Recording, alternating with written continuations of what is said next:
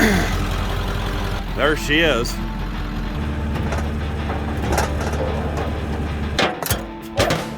Oh, awesome.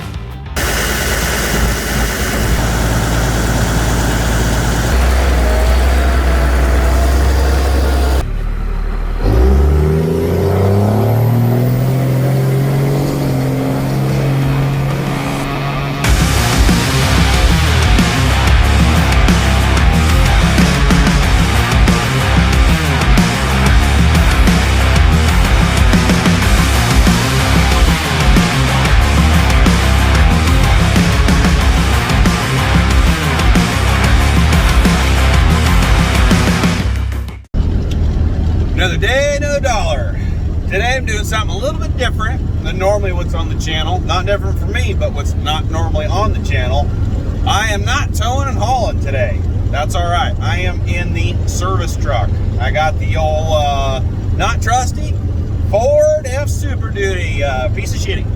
Yeah, not a bad little model here. It's all right. It's got a 5-speed in it, 7.3 power stroke. He gets it done. The most important thing is it moves around the old toolbox back there, my mobile shop. And IMT Dominator #1 with a big old crane back there, and it's a pretty good setup for heavy mechanic repair out in the field. So today I got this old truck out and we got a radiator. I'm headed out to the field where I got a tractor there. Big tractor, N14 Cummins, 12-speed power shift.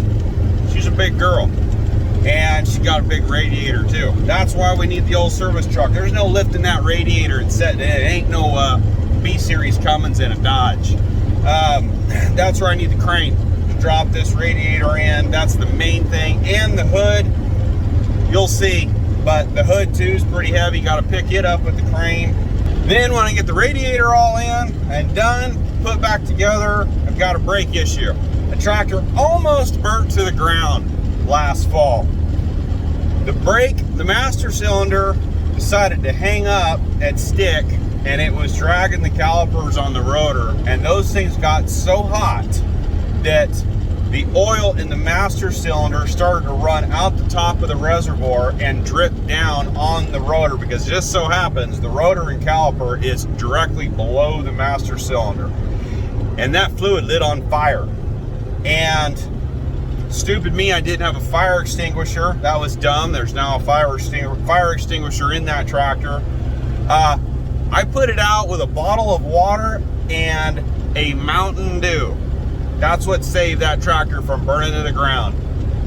So, got a new master cylinder, gonna throw that in, get that on there, get this tractor ready to go because it needs to go start working.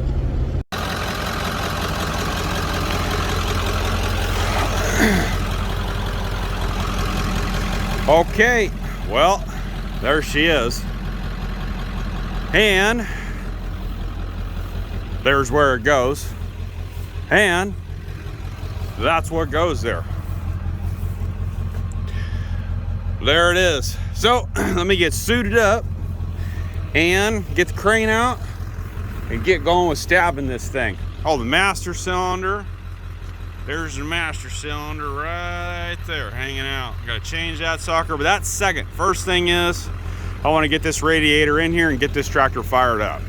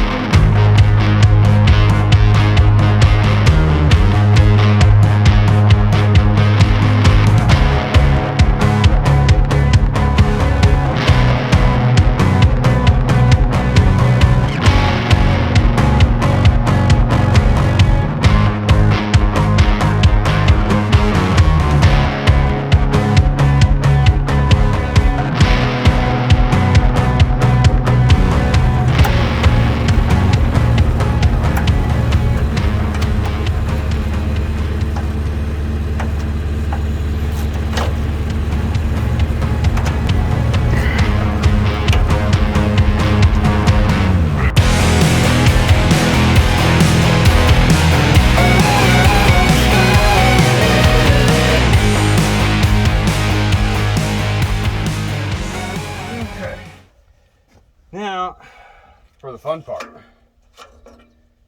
Oh. I always put my water in. Me first.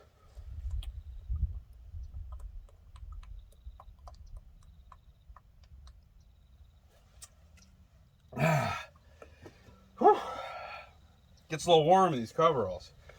Okay, I like to put my water in first before the antifreeze because the water's way cheaper. And that way I can check for leaks.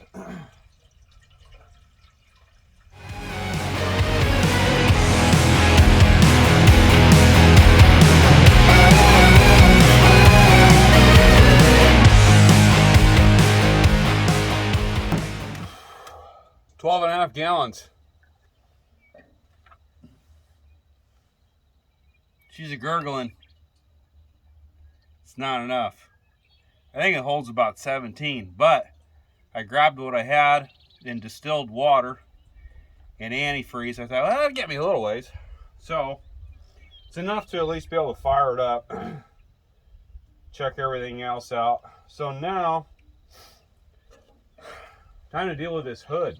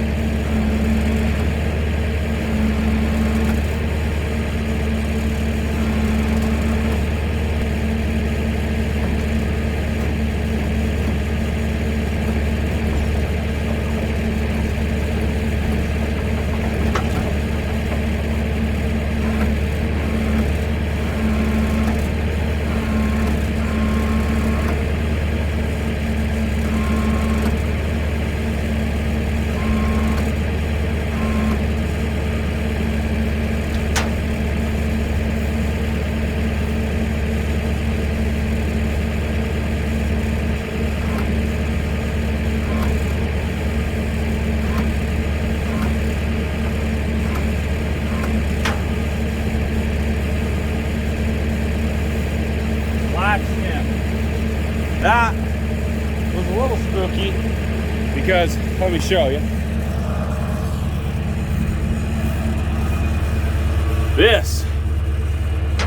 There's a notch right there. We got her locked in now. So I was worried about this thing going crashing forward and slamming down, and don't want to break anything. And that's why I had a safety chain over here hooked to the truck in case that thing wanted to take off on me. But got that bars lashed in. Now the hard part's all over. All right, let's see here. It looks like to be about a 9/16, huh? Yep. Okay.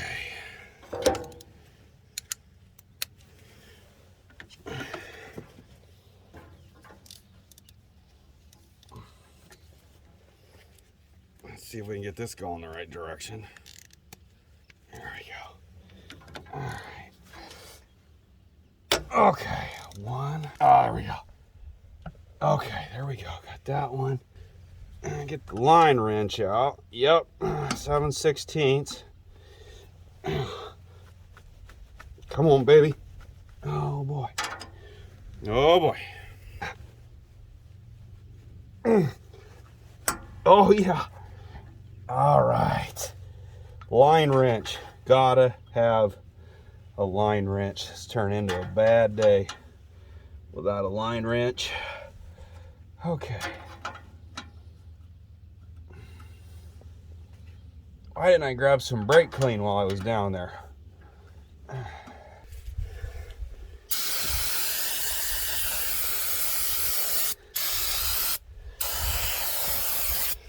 Okay.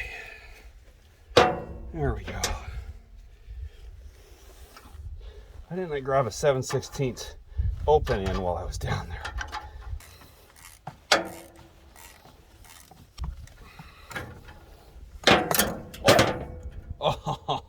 Oh, awesome. Okay, I'll have to go fish that. There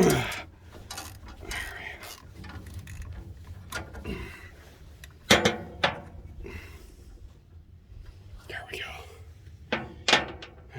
No, it is not fine thread. Okay, we got 3/8 coarse thread hardware. That is, shoot, I think I even got a nylock. Like, what's on here?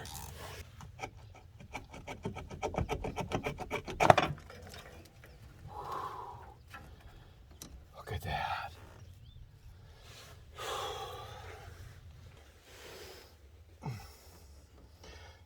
Damn heater cable is right in the way. Oh. Okay, let's try this again.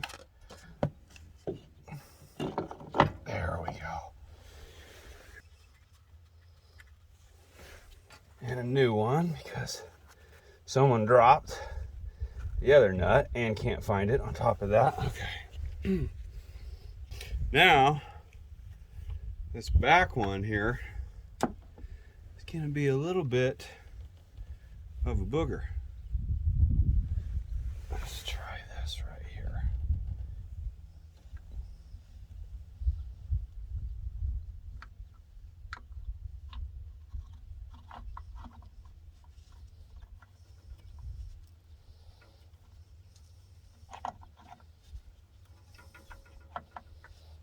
No way. Did I make it happen, Captain? I think I might have. See what happens when we try tightening it up. Oh yeah. Stud status. How did I manage to pull that off? Oh yeah. We're on. Ha! Ha! Sometimes you win, sometimes you lose, and sometimes you win. Today, I gotta win. All right. Okay. Next. Get out.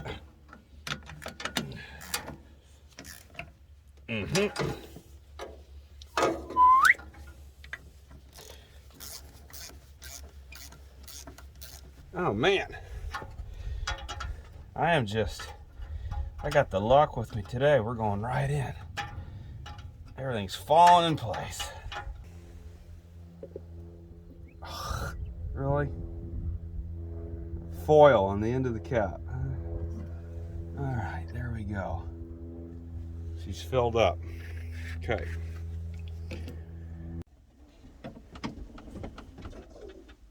Oh, that sounded good.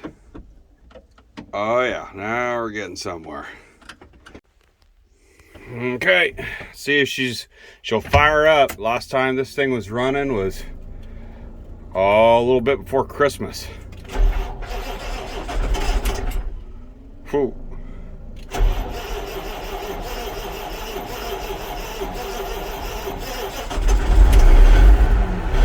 All right.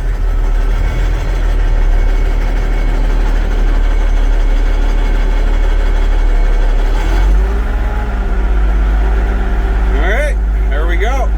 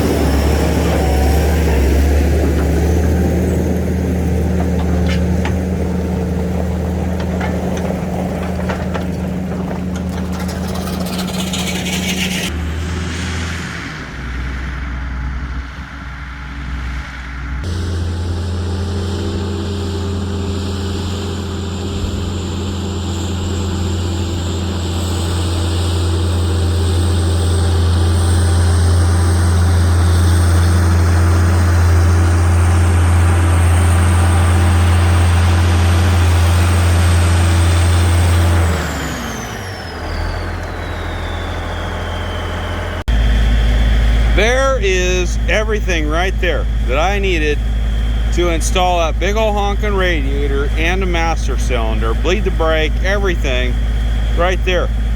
That is why I like these older tractors, is they are so easy to work on for the most part. Well, and here's a quick little rundown on this truck. There's my torque set. I got some impact tools, welding rods, high lift jack, that stuff there. That's stuff that I don't normally obviously carry on my 22 or my 04. So if I'm cutting, welding, that sort of thing, that's where definitely this truck shines. Now I run my hand tools. Now a lot of guys like drawers in their service trucks. I go more of like a rollaway setup. But there's all my hand tools, crane controls, hose reels in there. Got air compressor stuff in there. We got the regulator and a dryer back there. Got all the numbers for the crane I can check if I'm doing a heavy lift. Got the big hose for running the 3/4 and the 1-inch air gun. There's the little hose there. Got my jacks, my pneumatics, hammers, punches, vice grips up there.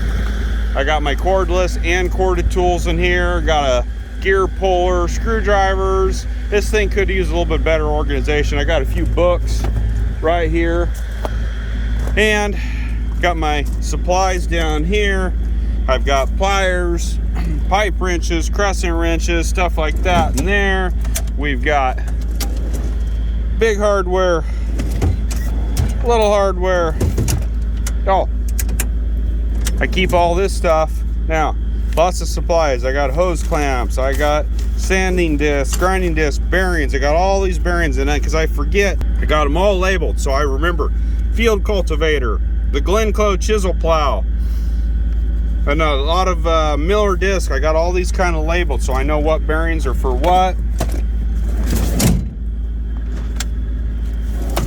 More supplies, electrical stuff, boxed fittings. So this is the kind of stuff like that right there. Champion 10,000 portable welder. I got my, or excuse me, not Champion, no, Hobart. What's that say up there?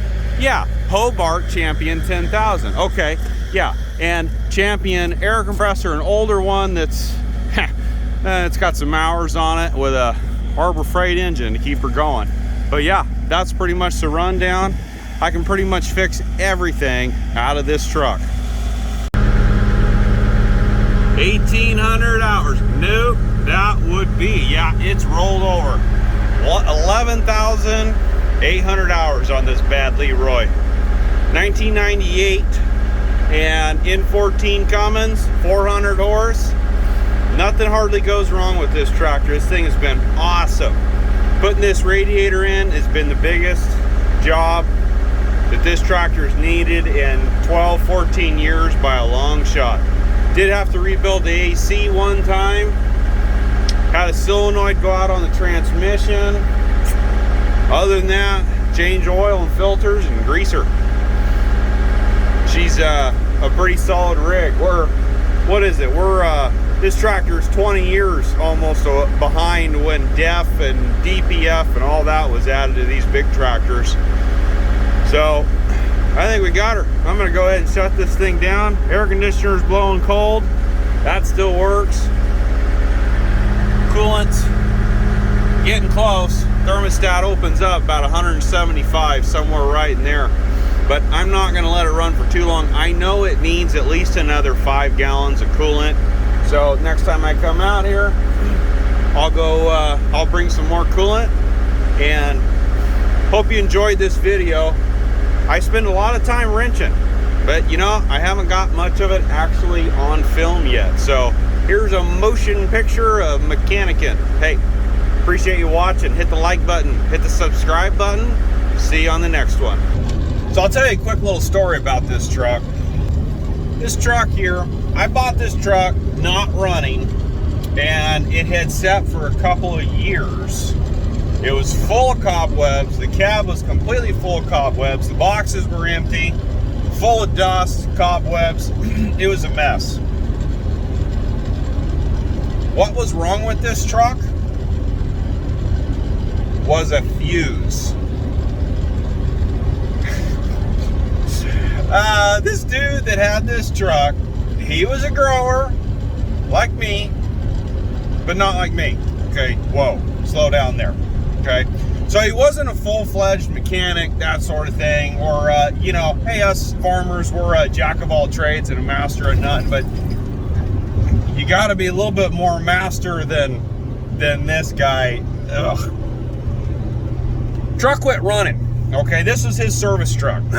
He bought this off of Quinn Caterpillar down south, Southern California. Big Caterpillar dealership down there is actually who originally built this truck. Cost about 100 grand back then in 1997 to put this together. But anyway, he buys it. He uses it for a few years. And all of a sudden one day, it won't start. So he says he checked this and he checked that and all kinds of stuff. And hang on, I got a shift here. He said he went through the truck, he put a new injector, he thought it was the injector driver module. He puts a new injector driver module in it, thinking that's gotta be what's wrong with it. Nope, won't start, won't run. So he goes and buys another truck, an even bigger one. I think it was a F650. It's got an electric crane on it. Those electric cranes are for no. So he buys this big F650. It was an older truck, actually. Like I said, electric crane. It's like, why did you buy that? And he bought it because he couldn't get this truck running again. I buy it. We work a deal. I buy it. I load it up. I haul it home. I start Googling because I didn't know anything. This was my first Ford with a 7.3. I didn't know anything about these trucks. So I'm Googling like a madman. And apparently the PCM, the PCM is on the same circuit as the fuel filter bowl heater. There's a small little heater in the fuel filter bowl to try to help keep the fuel from gelling, or ungel at least when you turn the key on. Well, when these trucks have gotten older, that little heater shorts out and blows the fuse that happens to be on the same circuit as the PCM. So, mind you, the truck is still on my trailer. And this is like 9 o'clock at night by the time I come home and everything, and I'm getting this info. So I pop the hood, I find the wire going to the fuel bowl heater. I unplug it. Sure enough, the fuse is blown to the PCM. I change the fuse, your standard 2-prong, 15 amp fuse. I don't remember what size it was. Pop a new fuse, fires right up. Both tanks completely full of diesel. Thought the pump was out maybe, you didn't know what.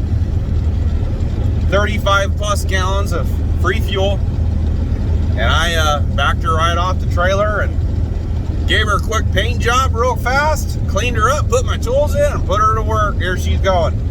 So, that's the story of, I don't think you can get any luckier than that on buying a rig that isn't running, and you drag it home, and it's a 5-cent fuse.